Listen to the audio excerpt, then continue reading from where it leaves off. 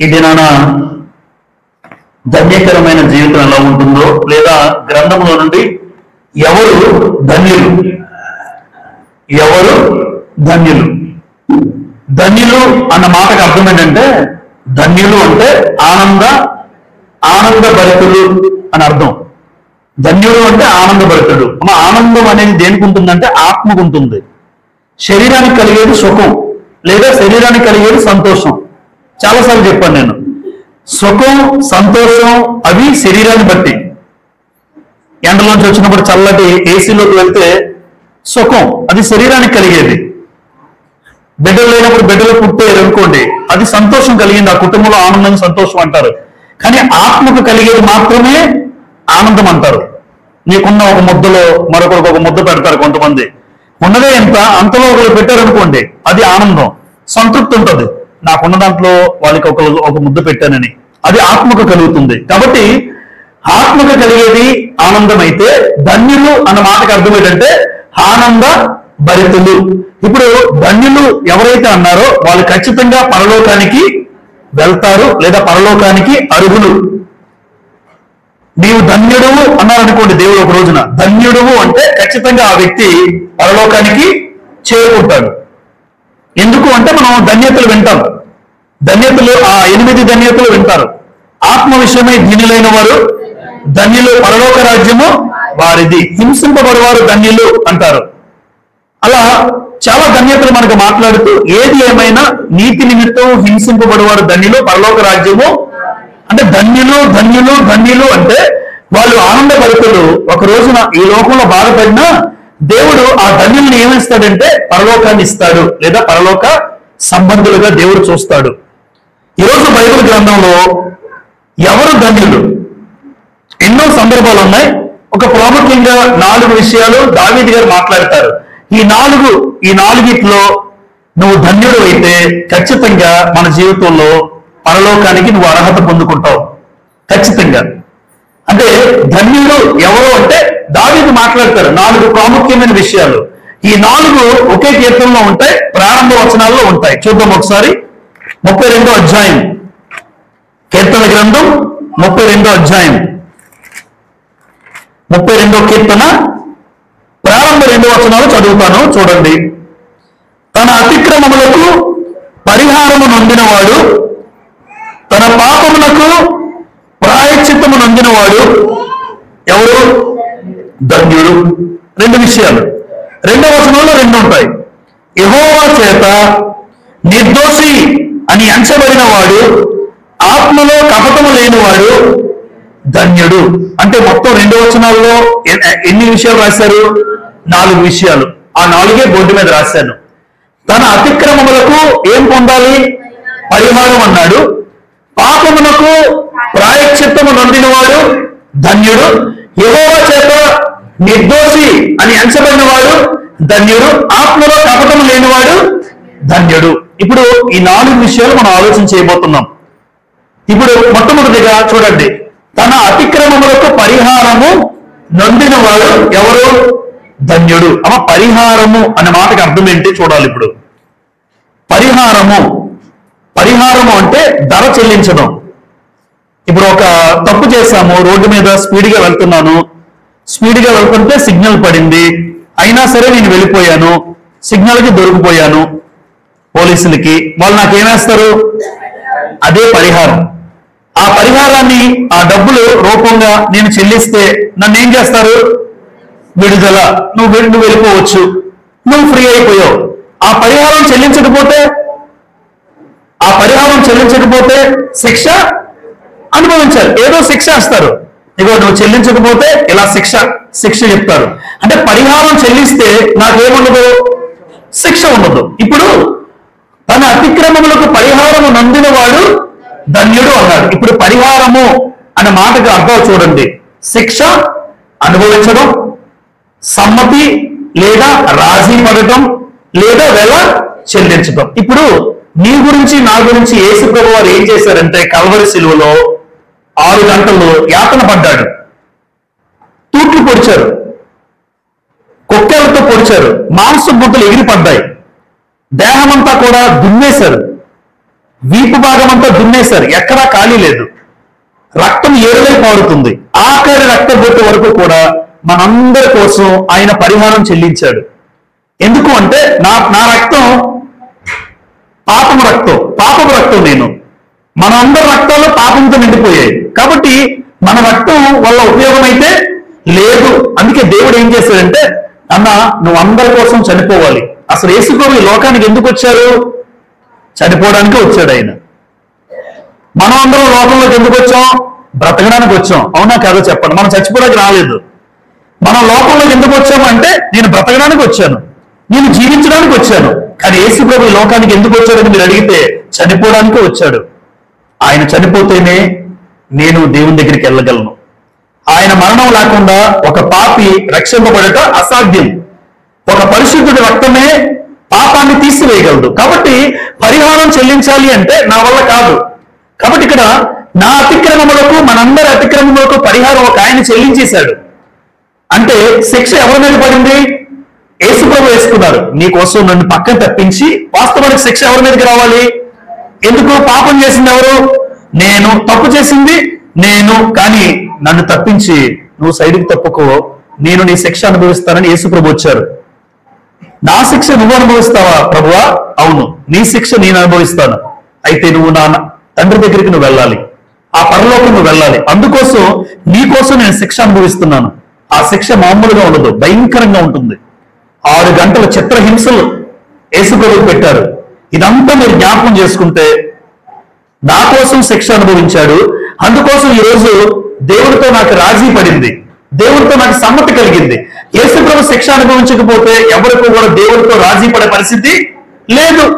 రోమీలకు రాసిన పత్రిక 8వ అధ్యాయం, రోమీలకు రాసిన పత్రిక 8వ అధ్యాయం,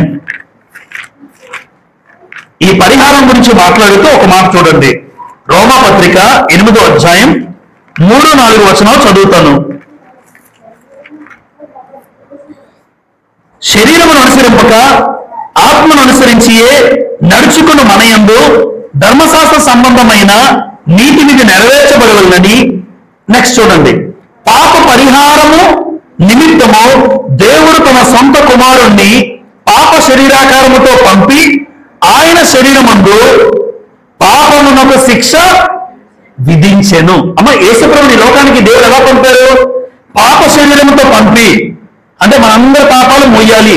ఈ పాప శరీరంతో పంపి యేసుప్రభు అందరికీ కూడా ఆయన పరిహారం నిమిత్తము సొంత కుమారునికి శిక్ష విధించాడు. ఎవరు? దేవుడు. మనందరి కోసం ఆయన మీద శిక్ష విధించాడు. అందుకే దీన్ని ఏమంటానంటే పరిహారము. పరిహారం అంటే శిక్ష మరొక ఆయన పొందుకున్నాడు. నేను పొందాల్సిన శిక్ష ఆయన నా వేసుకున్నాడు. ఒక హత్య చేసి ఈ మధ్య కాలంలో పేపర్ న్యూస్, కొడుకు హత్య చేస్తే ఆ కొడుకు ఎక్కడ జైలుకి వెళ్తాడేమోనని ఆ కొడుకు కత్తి తీసుకుని ఆ తల్లి చేతితో తీసుకుందట. ఎందుకు? నువ్వు నా జీవితం అయిపోయింది. తాగుబోతు తండ్రిని చంపేశాడు. రోజు హింసిస్తుంటే కొడుకుతో వచ్చి చంపేశాడు. ఇప్పుడు జీవితం అయిపోయింది అని ఆ తల్లి ఆ శిక్షను తన మీద వేసుకుంది.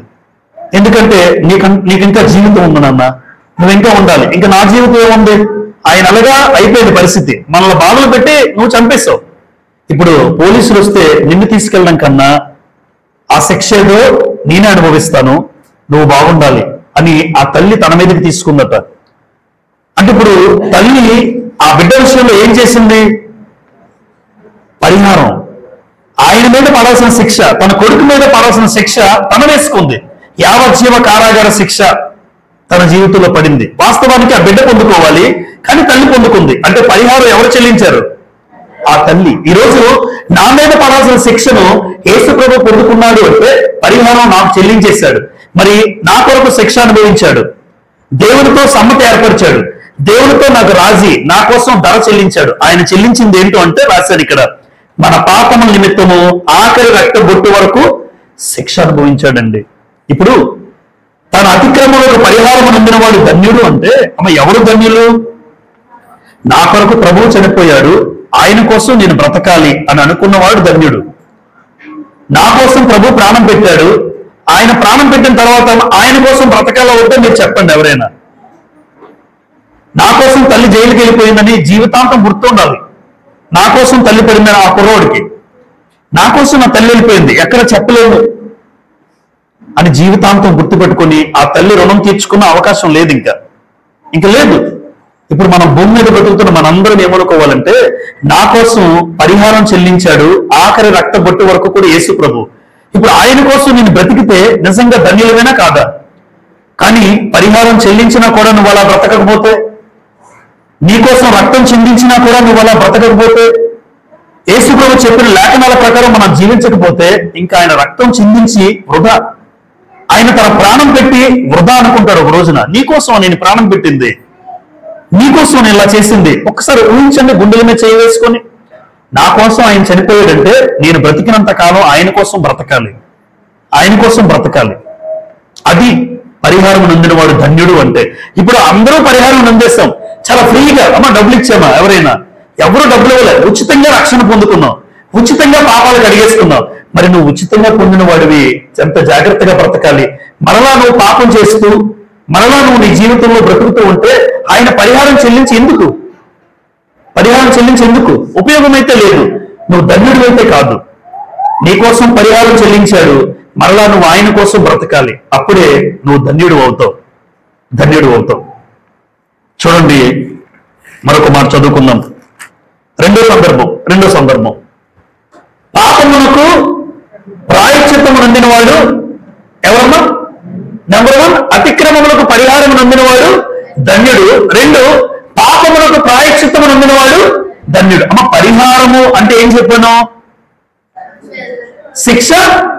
గుర్తుపెట్టుకోండి, పరిహారం అంటే శిక్ష అనుభవించాడు. ప్రాయశ్చిత్తం అంటే ఏంటో తెలుసమ్మా? ప్రాయశ్చిత్తం అన్న మాటకు అర్థం ఏంటంటే, ఇప్పుడు శిక్ష అనుభవించాడు, నాకు దేవునికి ఏమేర్పడింది? సమాధానం. అంటే దేవుడు నన్ను అంగీకరించాడు. అదే యేసుప్రభు శిక్ష అనుభవించకపోతే, యేసుప్రభు లోకానికి వచ్చి కల్వరి శిలువలో తన ప్రాణాన్ని పెట్టకపోతే నేను అంగీకరించబడతానా? అంగీకరించబడ్డావు. అంటే ప్రాయశ్చిత్తం అన్న మాటకు అర్థం ఏంటంటే అంగీకరించబడ్డావు. నువ్వు అంగీకరించబడ్డావు దేవుని చేత. ఎలా అంగీకరించబడ్డావు? నీ శక్తి, నీ భక్తి, నీ గొప్ప, నీ ఆస్తి, నీ అంతస్తులు, నీ నీతి, నీ బ్రతుకు కాదు. యేసు ప్రభు శిక్ష అనుభవించడం వల్ల ఆయన నా కోసం పరిహారం చెల్లించాడు. ఎప్పుడైతే పరిహారం చెల్లించాడో దేవుడు నన్ను అంగీకరించాడు. కొడుకుగా, కూతురుగా ఆయన నన్ను అంగీకరించాడు. లేవియ కాండము 1వ అధ్యాయం.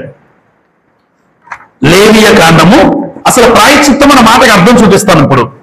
చూడండి, లేవియ కాండము 1వ అధ్యాయం. లేవియ కాండము 1వ అధ్యాయం 4వ వచనం చదువుతాను.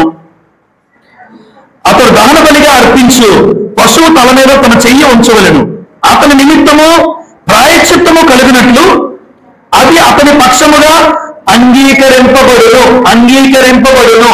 అంటే ప్రాయశ్చిత్తం అంటే ఏంటి? అంగీకరించబడ్డావు. యేసు ప్రభు నా కోసం ప్రాణం పెట్టాడు, పరిహారం చెల్లించాడు, ధర చెల్లించాడు, వెల చెల్లించాడు. ఇప్పుడు ఆయన చెల్లించిన వెలకు దేవుడు నన్ను ఏం చేశాడు? అంగీకరించాడు. నువ్వు నా కుమారుడివి, నువ్వు నా కుమార్తెవి అని దేవుడు అంగీకరించాడు. అంటే ప్రాయశ్చిత్తం అన్న మాటకు అర్థం ఏంటి? అంగీకరించబడ్డాం. నెంబర్ 2 క్షమాపణ కలుగుట. ప్రాయశ్చిత్తం అన్న మాటకు అర్థం ఏంటి? క్షమాపణ కలుగుట. లేవీ కాండం 4వ అధ్యాయం. లేవీ కాండం 4వ అధ్యాయం 20 చదువుతాను చూడండి. అతడు పాప పరిహారార్థ బలి కోరిక చేసినట్టు దీనిని చేయవలెను, అట్లే దీని చేయవలెను. యాజకుడు, జాగ్రత్తగా చూడండి, యాజకుడు వారి నిమిత్తము ప్రాయశ్చిత్తము చేయగా వారికి క్షమాపణ. అంటే ప్రాయశ్చిత్తం చేస్తే ఏం కలిగింది? అంటే ప్రాయశ్చిత్తం అన్న మాట అంగీకరించబడ్డం. నెంబర్ 2 క్షమాపణ కలుగుట. 35వ వచనం కూడా చూడండి, అక్కడ సుమారుగా అదే ఉంటుంది. 35 చివరి భాగం. యాజకుడు అతని నిమిత్తం ప్రాయశ్చిత్తం చేయగా అతనికి క్షమాపణ కలిగెను. అంటే ప్రాయశ్చిత్తం అంటే క్షమాపణ. నెంబర్ 3 ప్రాయశ్చిత్తం అన్న మాటకు అర్థం 3 చూడండి, పవిత్రత. అమ్మ ప్రాయశ్చిత్తం అన్న మాటకు అర్థం పవిత్రత. లేవి కాండము 20వ అధ్యాయం. లేవి కాండము 20వ అధ్యాయం.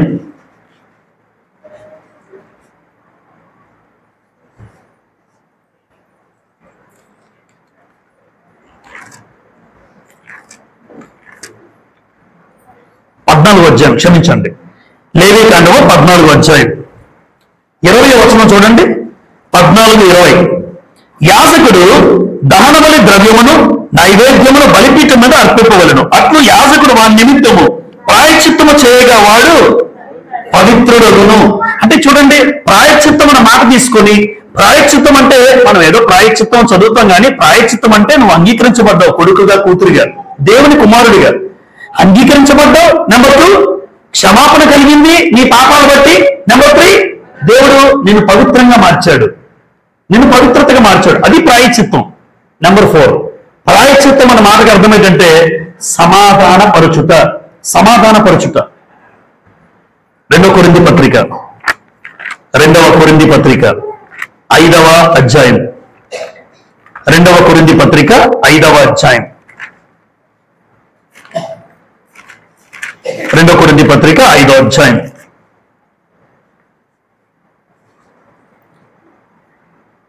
19 చదువుతాను. అదేమనగా దేవుడు వారి అపరాధములను వారి మీద మోపక క్రీస్తునందు లోకముతో తనతో సమాధానపరుచుకొనుచు ఆ సమాధాన వాక్యమును మాకు అప్పగించెను. 20. కావున దేవుడు మా ద్వారా వేడుకున్నట్టు మేము క్రీస్తుకు రాయబారులమై దేవునితో సమాధాన పొరుడని క్రీస్తు పక్షములో మిమ్మల్ని బతిమాలుకొనుచున్నాము. 21. ఎందుకనగా మనం ఆయన యందు దేవుని నీతి అగునట్లు పాపమెరుగని ఆయనను మన కోసం పాపముగా చేశాడు. అంటే సమాధానపరుడి. సమాధానము అంటే యేసు ప్రభువు ప్రాయశ్చిత్తము అనే మాటకు అర్థం ఏంటంటే సమాధానం. ఎవరితో సమాధానం ఏర్పడింది అమ్మ? ఎవరితో? దేవునితో. యేసు ప్రభువు ప్రాణం పెట్టాడు, సమాధానం, దేవునికి నీకు సమాధానం కలిగింది. నెంబర్ 5, శాంతి అన్నాడు. యోహాను రాసిన మొదటి పత్రిక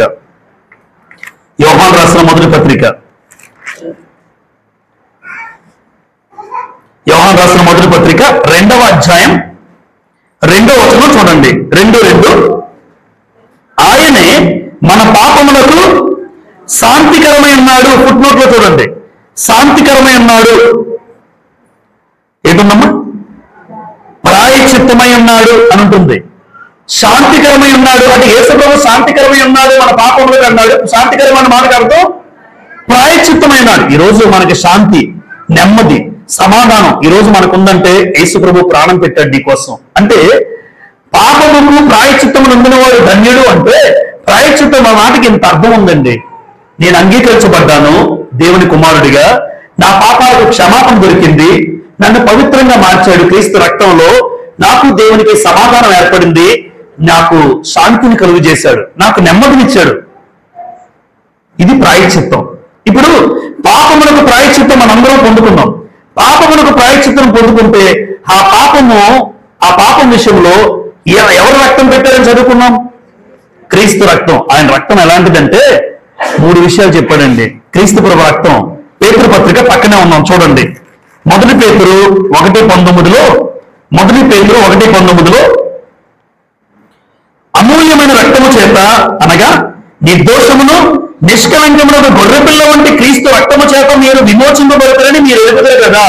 అమ్మ, ఏ రక్తం? యేసు ప్రభువుది అమూల్యమైనది, నిర్దోషమైనది, నిష్కలంకమైనది. కలంకం లేదు.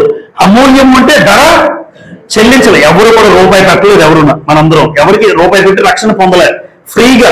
అంటే ఆయనకు ఒకవేళ ఎవరైనా చెల్లించాలన్నా నువ్వు 10,000 కాదు, 1,00,000 కాదు, 1,00,00,000 కాదు, నువ్వు అసలు రూపాయి కూడా మనం ధర చెల్లించలేవు ఆయన రక్తానికి. అమూల్యము అన్న మాటకు అర్థమదే, ధర చెల్లించలేవు. నిష్కలంకమైనది, నిర్దోషమైన అలాంటి గొర్రెపిల్ల వంటి క్రీస్తు రక్తము చేత మీరు కడగబడ్డారు, విమోచింపబడ్డారు, విడుదల చేయబడ్డారు. కాబట్టి ఇంకెన్నడూ పాపం అనేది నీలోకి రాకూడదు. ఒకవేళ పాపంతో ఇంకా ఎవరైనా ఉంటే ప్రాయశ్చిత్తం నీకు కలగలే. నువ్వు యేసు ప్రభువు కుమారుడిగా అంగీకరించడు దేవుడు నిన్ను. కుమారుడిగా అంగీకరించడు, నీకు పాపానికి క్షమాపణ దొరకదు, నీ జీవితంలో పవిత్రత కనబడదు, సమాధానం ఉండదు, శాంతి ఉండదు దేవుని దృష్టిలో. అంటే తన పాపమునకు ప్రాయశ్చిత్తం పొందిన వాడు ఎవరు? ధన్యుడు. ఈరోజు నిజంగా యేసు ప్రభు రక్తంలో కడగబడిన నేను ధన్యుడిని. అయితే ఇంకా పాపంలో బ్రతికితే, ఇంకా పాపంలో చూస్తూ పాపంలో బ్రతుకుతూ ఉంటే నువ్వు ధన్యుడు కాదు, అసలు దేవుని కుమారుడివే కాదు అంటాడు దేవుడు. నా కుమారుడివే కాదు నువ్వు. ఎందుకు అంటే నీ కోసం, నా కోసం ప్రాణం పెట్టాడండి. యోహాను రాసిన మొదటి పత్రికలో చూడండి, యోహాను రాసిన మొదటి పత్రికలో 1వ అధ్యాయం 9వ వచనం చూడండి, 1:9. మన పాపములను మనం ఒప్పుకుని ఎడల ఆయన నమ్మదగిన వాళ్ళను నీతిమంతుడును గనుక ఆయన మన పాపములను క్షమించి సమస్త దుర్నీతి నుండి మనల్ని పవిత్రులుగా చేయును. అంటే పాపం చేశాము, పాపాలు ఏం చేశారు, మనం ఏం చేయాలి, ఒప్పుకోవాలి. ఒప్పుకోవాలంటే ఒక ఆయన అంటున్నాడు, ఈ రోజు పాపం చేస్తే ఒప్పుకోవాలంటే ప్రతిసారి పాపం చేయడం ప్రార్థన చేయడం, పాపం చేయడం ప్రార్థన చేయడం అలవాటు అయిపోయింది వాడికి, ఆ వ్యక్తికి అలవాటు అయిపోయింది. దేవుడు పాపం చేస్తే ఒప్పుకోమన్నాడు కదా, కరెక్టే. తెలిసి పాపం చేయకూడదు. అది పాపం ఎప్పుడు అంగీకరించబడుతుందో తెలుసా అమ్మా? ఎప్పుడు పాపానికి క్షమాపణ దొరుకుతుందో తెలుసా? పాపానికి క్షమాపణ దొరకాలి అంటే నువ్వు తెలియక చేసి ఉండాలి. ఇప్పుడు బాగా మంచి ఎగ్జాంపుల్ ఎవరంటే అపోస్తులైన పౌలు. అపోస్తులైన పౌలుకి యేసు ప్రభు తెలియదు. ఎవరు తెలుసు? యెహోవా దేవుడు తెలుసు. అందుకే యేసు ప్రభు వచ్చారని చెప్పి యేసు ప్రభు నమ్ముకున్న వాళ్ళని ఏం చేశాడు, ఆయన చంపేశాడు, బయటికి ఈడ్చుకొచ్చి మరి చంపేశాడు. ఎవరో యేసు ప్రభు ఎవరైనా తెలియదు, అప్పటికి తెలియక తప్పు చేశాడు. ఎవరు? పౌలు గారు. తెలియక చేశాను అంటాడు. తెలియక చేస్తే క్షమించబడతావు, తెలిసి చేస్తే క్షమాపణ లేదు. అంతే కదండి. తెలిసి చేస్తున్నాడంటే ఇంకేమనుకోవాలి చెప్పండి. వాడికి తప్పని తెలుసు, మాట్లాడకూడదని తెలుసు, ఆ స్థలానికి వెళ్ళకూడదని తెలుసు, ఇవి తాకూడదని తెలుసు, ఇవి చూడకూడదని తెలుసు. ఇవన్నీ తెలిసిన తర్వాత కూడా చేసేవాళ్ళు ఉన్నారా? ఉన్నారు. అయితే నీ జీవితంలో నువ్వు ప్రాయశ్చిత్తం పొందుకోలేదని అర్థం. అది తెలిసి తప్పు చేస్తున్నావంటే యేసుప్రభు రక్తంలో నువ్వు కడగబడ్డావు. ఒకవేళ బాప్తిజం పొందుకుంటే నువ్వు కడగబడ్డావు, కానీ ప్రాయశ్చిత్తం పొందుకోలేదు. అది ఉద్దేశం. ప్రాయశ్చిత్తం అందరికీ దొరకదు, ప్రాయశ్చిత్తం అందరికీ రాదు. ఏంటి మునిగేసి వచ్చేస్తే వచ్చేస్తుందా? నువ్వు మునిగేసి వచ్చావంతే. మునిగొచ్చిన తర్వాత ప్రాయశ్చిత్తం అనేది కలగాలి అంటే ఖచ్చితంగా నీ జీవితంలో నువ్వు ప్రాయశ్చిత్తం మాటకి ఎప్పుడు గుర్తుపెట్టుకున్నావు, రాసుకుని. ప్రాయశ్చిత్తం కలిగితేనే నువ్వు ధన్యుడివి. లేదు ఇంకా పాపంలో బ్రతుకుతూ పాప జీవితంతో ఉంటే నువ్వు ధన్యుడివైతే కాదు. కనుక పాపమునకు ప్రాయశ్చిత్తము నందిన వాడు ధన్యుడు. నెంబర్ 3, యెహోవా చేత నిర్దోషి అని ఎంచబడిన వాడు ధన్యుడు. అమ్మ దేవుడే నిర్దోషి అంటాడండి. అమ్మ దేవుడే ఒక వ్యక్తిని చూపించాడు, సహోదరుని చూపించాడు. ఆయన చూసి నువ్వు నిర్దోషి అని ఆయన అనాలి. నువ్వు నిర్దోషి అని ఆయన అనాలంటే మన అంతరంగం తెలిసిపోద్ది. ఆయనకి అనాలంటే మనకి భయం ముందు. ఎందుకంటే నా చెప్పేస్తాడు అక్కడ, నా లెక్కంతా రాసిస్తూ ఉంచాడు. నేను నిర్దోషి అని నేను అనుకుంటే సరిపోతే ఆయన చెప్పాలా? జడ్జి గారు చెప్పాలి. బోన్లో నిల్చున్నాడు ఎన్నెన్నో చెప్తాడు కథలో. బోన్లో నిల్చున్నాడు చెప్తాడు, ఎన్నో చెప్తాడండి స్టోరీలన్నీ. జడ్జి ఆఖరికి ఆయన తీర్మానం చెప్పాలి, ఏంటో ఆయన నిర్ణయం చెప్పాలి. ఆయన చెప్తే నీకు విడుదల. జడ్జి దేవుడు, న్యాయాధిపతి ఆయన చెప్పాలి, నువ్వు నిర్దోషురా, నువ్వు నిర్దోషువమ్మా, ఆయన చెప్పాలి. ఇప్పుడు యెహోవా చేత నిర్దోషి అని ఎంచబడిన వారు ఎవరు? ధన్యుడు. ఒక వ్యక్తి నిర్దోషి అన్నానికి నిర్వచనం ఉంది గ్రంథంలో. నిర్దోషి అని ఎవరిని అంటారంటే యెహెజ్కేలు గ్రంథం 18వ అధ్యాయం. ఇలా ఉంటే నిర్దోషి అంటాడేమో దేవుడు.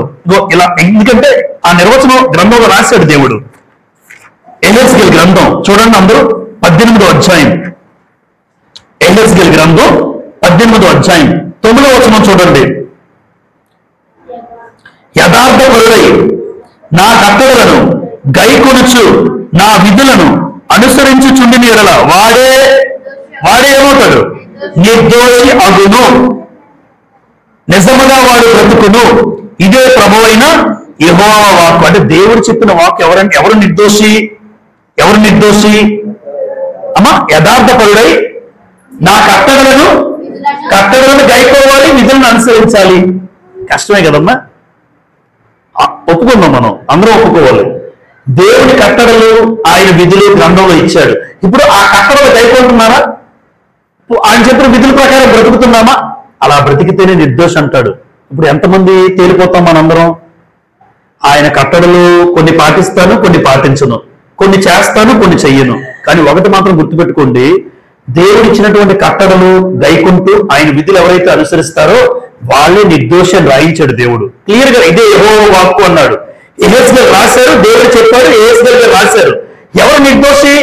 యథార్థపరుడై నా కట్టడలను గైకొనుచు నా విధులను అనుసరించి చూస్తే వాడే వాడే నిర్దోషి.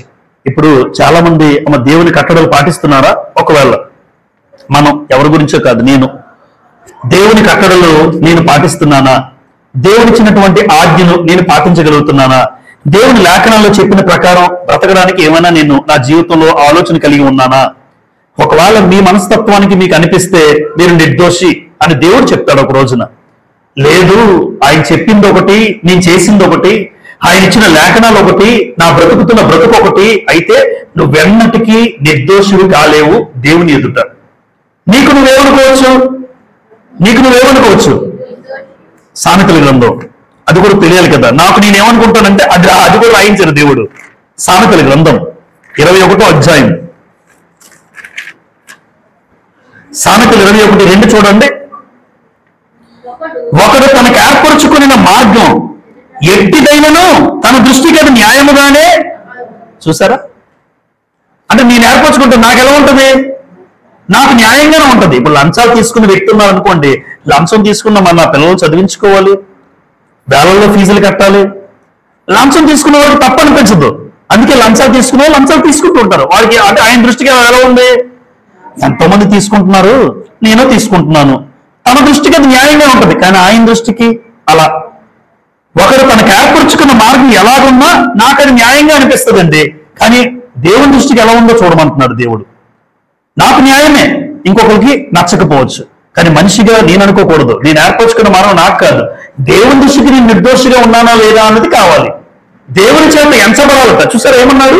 యెహోవా చేత నిర్దోషి అని ఎంచబడినవాడు ధన్యుడు. 3 వ్యక్తులు ఉన్నారండి గ్రంథంలో, చాలా మంది ఉన్నారు, కానీ ఆ 3 గురించి ఈ మాట మనకు కనబడుతుంది. లిటరల్ గా ఆ నిర్దోషి అన్న మాట కనబడుతుంది 3కి. అందులో నెంబర్ 1 దానియేలు, నెంబర్ 2 దావీదు, యోబు. లేదా కింద నుంచి అయినా ఎలాగైనా మీరు ఆర్డర్ తీసుకోవచ్చు.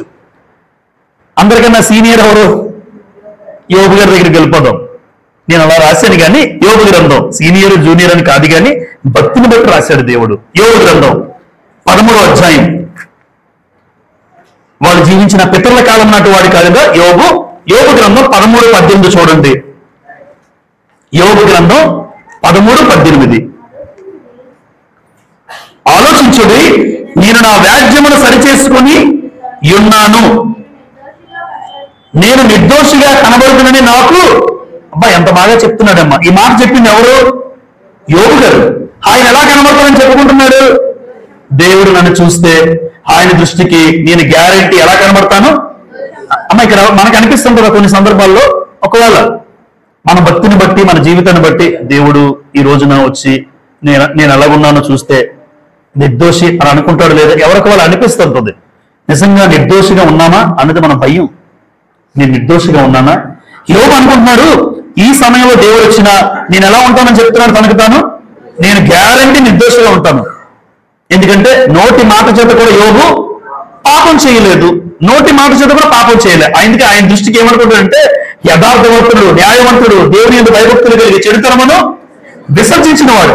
ఇంత భక్తి జీవితం జీవించిన నేను ఎక్కడ కూడా నా భార్యను కూడా నేను తిట్టలేదు, దూషించలేదు. అందుకే దేవుడు ఈ సమయానికి వచ్చిన నేను దేవుడికి ఎలా కనబడతాను? మరి మనం నన్ను దేవుడు నిర్దోషిగా ఎంచుతాడా? అసలు మొట్టమొదటి మాట దగ్గరే ఫెయిల్ అయిపోతాం. దేవుడిచ్చిన ఆజ్ఞలు, ఆయన కట్టడలు, ఆయన విధులు అనుసరించకపోతే నిర్దోష అవకాశము లేదు. నెంబర్ 2 దావీదు గారు తన జీవితంలో 18వ కీర్తన చూడండి. 18వ కీర్తన 24వ వచనం చదువుతాను. కావున యెహోవా నేను నిర్దోషిగా ఉండుట చూచి తన దృష్టికి కనబడిన నా చేతుల నిర్దోషత్వమును బట్టి నాకు ప్రతిఫలము ఇచ్చెను. అమ్మ, దేవుని దృష్టికి దావీదు ఎలా కనబడ్డాడట? నేను నిర్దోషిగా ఉండుట చూచి అన్నాడు. అంటే దావీదు నిర్దోషిగా ఉండడం ఎవరు చూశారు? దేవుడు చూశాడు. అంటే దావీదు దేవుని దృష్టిలో ఎలా ఉన్నాడు? నిర్దోషిగా ఎంచబడ్డాడు. యోబు ఎంచబడ్డాడు, దావీదు కూడా నేను దేవుని చేత నిర్దోషిగా ఎంచబడ్డాను. ఏం చెప్పమంటారమ్మా? దావీదు ఎలా ఎంచబడ్డాడు మీరు అడగచ్చు. దావీదు ఎలా ఎంచబడ్డాడు అంటే సమూయేలు మొదటి గ్రంథం దావీదు ఎలా ఎంచబడ్డాడో మనకు తెలియాలి. సమూయేలు మొదటి గ్రంథం 26వ అధ్యాయం, మొదటి సమూయేలు 26వ అధ్యాయం 9వ వచనం చదువుతాను చూడండి. 26:9 మొదటి సమూయేలు. దావీదు నీవు అతను చంపకూడదు, యెహోవా చేత అభిషేకం నొందిన వారిని చంపి నిర్దోషి ఎదుట ఎవరికి సాధ్యము? అమ్మ, సౌలుని చంపుదామని చాలాసార్లు ప్రయత్నాలు జరిగాయి, కానీ దావీదు సౌలు దొరికినా చంపాడా చంపలేదా? కానీ తన దగ్గర ఉన్న సైన్యాధిపతి యోవాబు ఉంటాడు. దావీదు గారు సౌలు దొరికాడు అర్థంగా, ఒక్క ఏపున పొడిచేద్దాం, చంపేద్దాం, సౌలుని చంపేద్దాం అని సైన్యాధిపతి వచ్చి దావీదు దగ్గర చెప్తాడు. బాబు నువ్వు చంపకూడదు, ఆయన మొట్టమొదటి నాకన్నా ముందు రాజుగా అభిషేకించబడ్డాడు. చూసారా జ్ఞానం చూడండి. అంత జ్ఞానం ఉండదు, ఎందుకంటే ఆయన నన్ను చంపడానికి చూస్తే ఆయన దొరికితే నేనేం చేస్తాను? నా మీద ఎన్నో హత్య ప్రయత్నాలు జరుగుతున్నాయి, కావాలని చేస్తున్నాడు ఆయన. ఎన్నోసార్లు మర్రటం చేశాడు, దావీదు మీద చంపుదామని చూశాడు సౌలు. అలాంటప్పుడు ఒక వ్యక్తి దొరికితే చంపనా? ఖచ్చితంగా చంపుతాం మనం అయితే. కానీ దేవుని జ్ఞానం కలిగిన వాడిగా దావీదు ఆయన చంపడానికి చూసినా దేవుని చేత అభిషేకించబడ్డాడు. నాకన్నా ముందు ప్లేస్ సౌలు ఒక రాజుగా అభిషేకించబడ్డాడు. ఒక రాజుగా అభిషేకించబడిన వాడిని చంపకూడదు అని సైన్యాధిపతికి చెప్తున్నాడు దావీదు. అక్కడ ఒక మాట ఉన్నాడు చూసారా, యెహోవా చేత అభిషేకం నొందిన వాడిని చంపి నిర్దోషి ఎదుట ఎవరికి సాధ్యము? అంటే దావీదు నిర్దోషేనా? సౌలుని చంపలేదు, విడిచిపెట్టాడు. సౌలుని విడిచిపెట్టాడు. అపకారికి కూడా ఏం చేసేవాడు? ఉపకారం చేసే మనస్తత్వం కలిగిన వాడు దావీదు. నన్ను ఇబ్బంది పెట్టినా, నన్ను బాధ పెట్టినా, దుఃఖ పెట్టినా, నన్ను చంపడానికి చూసినా నేను ప్రాణం పోశాడు. అందుకే దేవుని దృష్టికి ఎలా కనబడ్డాడు? నిర్దోషి. అవునమ్మా, నిర్దోషి. నెంబర్ 3 దానియేలు గారు. దానియేలు జీవితం మనందరికీ తెలుసు. దానియేలు గ్రంథం 6వ అధ్యాయం. దానియేలు గ్రంథం 6వ అధ్యాయం. ఈయన గురించి దేవుడు ఇచ్చిన స్టేట్మెంట్ చూడండి. దానియేలు గ్రంథం 6వ అధ్యాయం 22వ వచనం చదువుతాను. 6:22. నేను నా దేవుని దృష్టికి నిర్దోషినిగా కనబడితిని గనుక ఆయన తన దూత నంపించి సింహములు నాకు ఏ హానియో చేయకుండా వాటి నోళ్లు ముగించెను. బా, ఆకలితో ఉన్న సింహాల గుళ్ళో పంపించారు వాస్తవానికి దానియేలుని. మామూలు సింహాలు కాదు, ఆకలితో ఉన్నాయి. చాలా ఆ రోజుల్లో శాసనాలు ఎలాగుండేవంటే, సింహాల భూమిలో వేశారంటే ఆకలితో ఉండేవి కాదు. కొన్ని రోజుల నుంచి వాటి భోజనం పెట్టరు. వేటికి కొన్ని రోజుల నుంచి పెట్టకుండా ఒకేసారి మనిషి దొరికితే ఎలా ఉంటుందో మీరు ఆలోచించండి. పొడి చేసేస్తాయి. కొన్ని రోజులు, నెలల నుంచి కూడా సింహానికి ఆహారం దొరకదు. అలాంటి గుహలో ఉంటాయి. అలాంటి సింహాల మధ్యలో దానియేలు దింపి పడేస్తే గుహలోని ఆకలితో మకమకలాడుతున్న సింహాలు సైతము నోరు మూసుకున్నాయి. దానియేలు అంటే దేవుని దృష్టికి ఎలా కనబడ్డాడు? అంటే నిర్దోషిగా ఉంటే ఆ వ్యక్తిని దేవుడు తప్పిస్తాడా? ఖచ్చితంగా. ఇబ్బందులు కలుగుతాయా? కలుగుతాయి. ఇప్పుడు ఇబ్బందులు కలుగుతాయి కానీ దేవుడు తప్పిస్తాడు. శ్రమలు వస్తాయి కానీ దేవుడు తప్పిస్తాడు. చూసారా, నాకు శ్రమలు రావు అన్నాం. దానియేలుకు శ్రమలు రాలేదమ్మా, వచ్చాయి. ఇర్మియా గారికి శ్రమలు రాలేదా? వచ్చాయి. యోబు గారికి శ్రమలు రాలేదా? వచ్చాయి. దావీదు గారికి శ్రమలు రాలేదా? వచ్చాయి. శ్రమలు వచ్చినా కూడా కీర్తన గ్రంథం 34వ కీర్తన ఒక మంచి మాట, మనందరికీ ఆదరణిచ్చే మాట, కుటుంబాలకు ఆదరణిచ్చే మాట చూడండి. కీర్తన గ్రంథం 34వ కీర్తన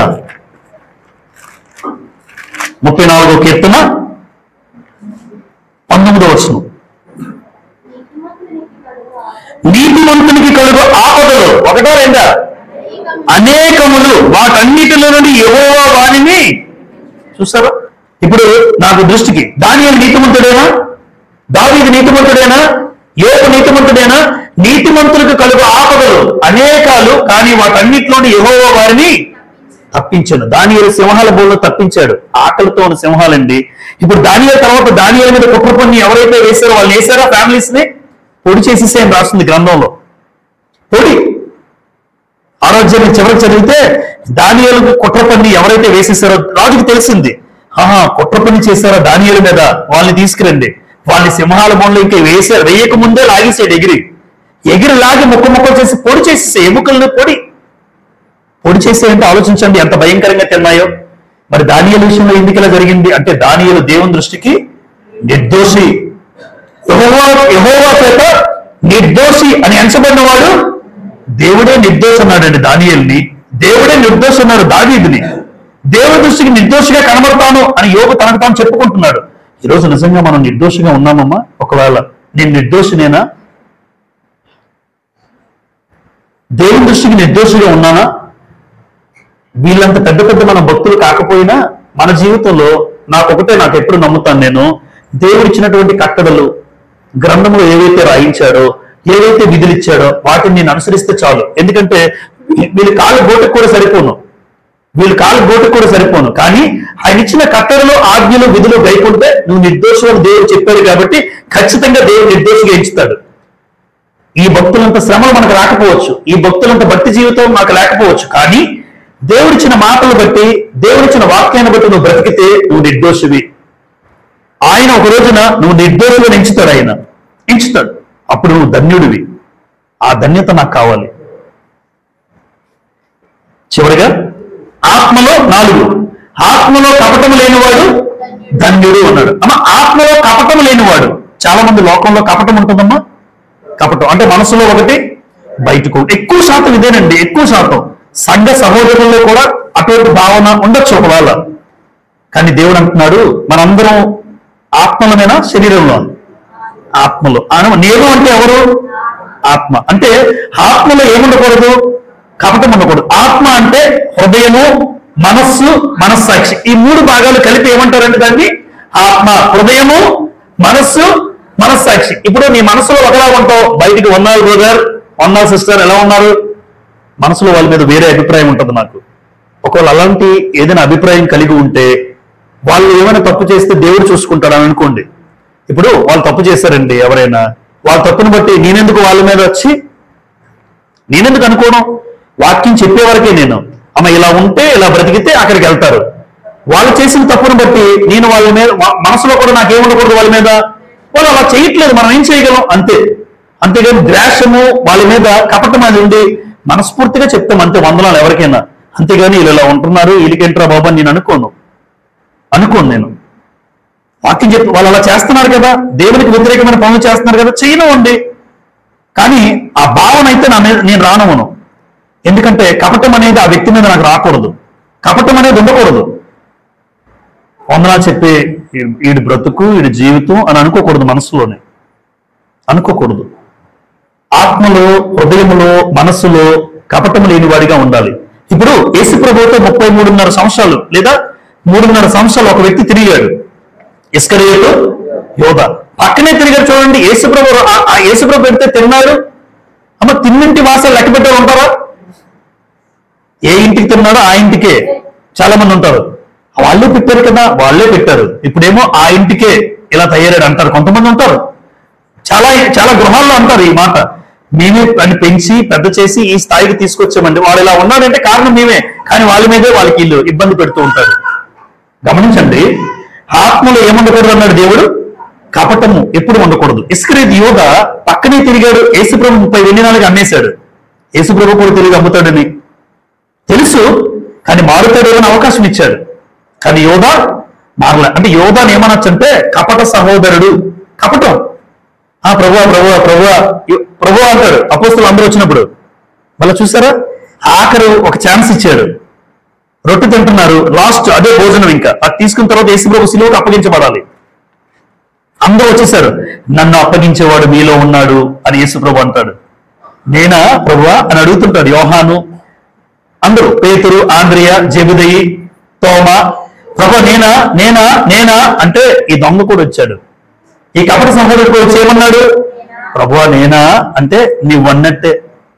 ఏమన్నాడు? నువ్వన్నట్టే, నువ్వే అని చెప్పడం ఇండైరెక్ట్ గా, నువ్వే. కాళ్ళ మీద పడి ఏడుస్తుంటే యోధా రక్షింపబడేవాడు మా సమయానికి, కాళ్ళ మీద పడితే. కానీ ఏం పెట్టుకున్నాడు? 30 వెండి నాణాలు కమ్మి ఉరి పెట్టుకున్నాడు, ఉరేసేసుకున్నాడు. ఆ 30 వెండి నాణాలు కూడా అనుభవించాడా? 30 వెండి నాణాలు దేవాలయంలో పారబోసాడట. అది పారబోసి అప్పుడు బాధ అనిపించింది, అరే ఒక నిర్దోషిని అప్పగించాను నేను, నా బ్రతుకు ఎలా తయారైపోయిందో అనుకున్నాడు. ఆ రోజుకి అపవాది చేత పీడింపబడ్డాడు. ఆలోచించండి, ఆత్మలో ఎప్పుడు ఏముండకూడదు? కపటం ఉన్నవాడు నాశనం అయిపోయాడు. ఎవరు? ఇస్కరియోతు యోధా. మరొక వ్యక్తి ఉన్నాడు, నతానీయేలు. మంచి పేరండి నతానీయేలు. నతానీయేలు పేరు అర్థం యోహాను సువార్త 1:47లో యోహాను సువార్త యేసు ప్రభు ఈయన గురించి ఈ సాక్ష్యం చెప్తాడు. యోహాను సువార్త 1:47లో యేసు నతనీయులు తన యుద్ధకు వచ్చుట చూచి, ఇదిగో ఇతడు నిజముగా ఇశ్రాయేలీయుడు, ఇతని యందు ఏ కపటము లేదని అతని గురించి నతానీయులు అందుకే పేరు పెట్టుకుంటారు చాలా మంది. నతానీయులు అనే మాటకి అర్థం ఏంటంటే కపటము లేనివాడు, కానీ కపటం ఉంటుంది. ఎందుకు మన పేరు కదా మనం పెట్టుకున్నాం అంతే. దావీదు జైల్లో ఉంటాడు, ఆ దావీదు గారు కాదు, దావీదు అని పేరు పెట్టుకున్నాడు. యేసు 10 దొంగతనాలు చేశాడట. మొన్న నేను చాలాసార్లు చెప్పాను, నాకు సెంట్రల్ జైల్లో స్నేహితుడు ఉన్నాడు, మా ఫ్రెండ్ జైలర్. పేర్లు యేసు అంటారు, యోహాను, పౌలు, పేరు పెట్టుకుంటే కాదు కదా. ఏం మారాలి? బుద్ధి మారాలి, మనస్సు మారాలి. ఇప్పుడు నతానీయుల పేరుకి అర్థం కపటము. నిజంగా అర్థమైతే నా హృదయంలో కపటం ఉండకూడదు అనుకోవాలి పేరు పెట్టుకున్నవాడు. ఆ పేరు పెట్టుకున్న వ్యక్తి నా హృదయంలో కపటం ఉండకూడదు. మరి కపటంగా ఉంటే పేరుకి అర్థం లేదు. కాబట్టి ఆత్మలో ఏముండకూడదు ఇప్పుడు? 119వ కీర్తన, 119వ కీర్తన చివరికి 2 మాటలు. 119వ కీర్తన 29వ వచనం చదువుదాం. కపటపు నడత నాకు దూరము చేయము.